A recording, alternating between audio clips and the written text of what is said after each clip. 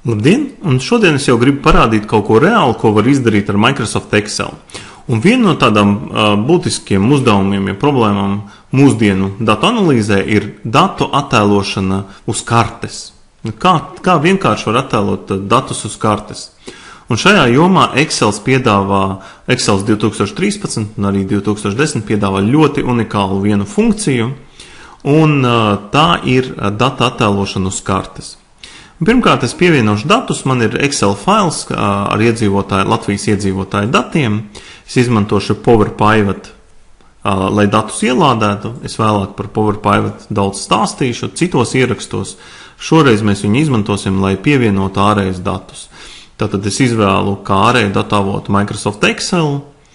Es izvēlos manu failu ar iedzīvotāju datiem. Pasaku, ka pirmā kolonna būs nosaukumi. Viņš atrod vienu lapiņu, vienu šītu šajā Excel failā. Es saku finish, un viņš importē 121 rindiņu ar datiem. Un šeit es redzu šos datus šajā PowerPivot lapiņā, ja, tad kas man te ir nosaukumi novadu, man ir iedzīvotājs skaits pa gadiem, un arī koordinātas, ja vajadzēs. Bet man īsti nevajadzēs.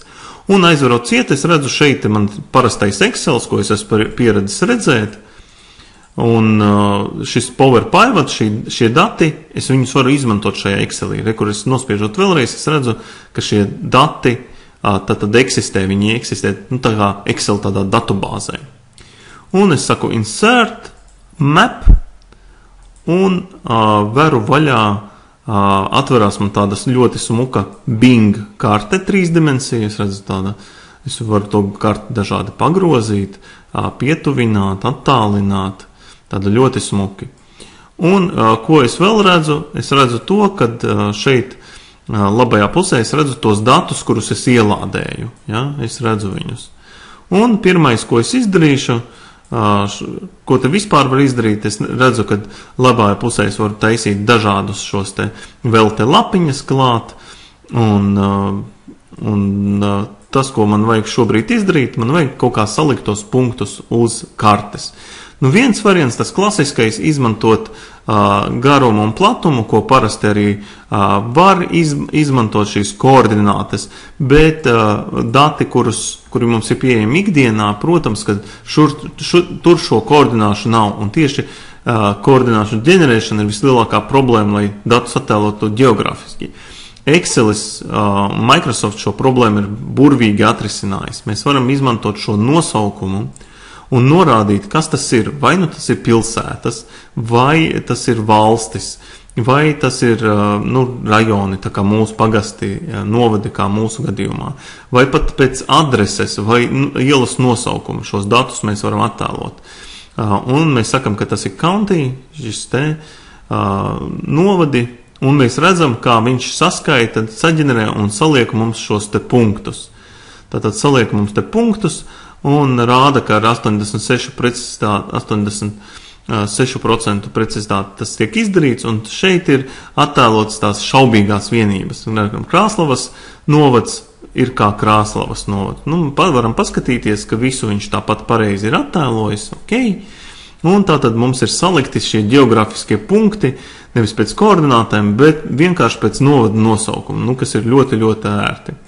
Un tagad mēs varam uzlikt virsū uz, piemēram, iedzīvotāju skaitu pa 12. gadu. Jā, mums te arī uztaisa leģendu, un mēs viņu aizvērsim ciet, un te stabiņu veidā mums tad sazīmē šo te iedzīvotāju skaitu. Mēs redzam visaugstākais stabiņš Rīga, tālāk mēs redzam stabiņu Liepāja, Daugavpils, un tā tālāk. Ko mēs varam izdarīt, lai šis būtu pārskatāmāks? Mēs varam pārslēgt uz citu skatu, uz tādiem apļiem, ja, un varam redzēt arī šos te apļus.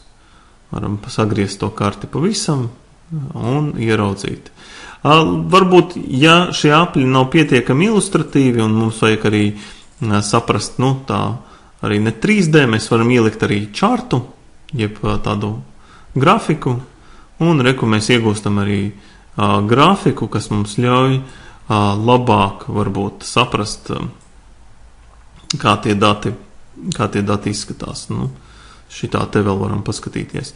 Te Rīga pat ir lielākā, varam aizvērt ciet un dažādos veidos pagrozīt šo karti un paskatīties.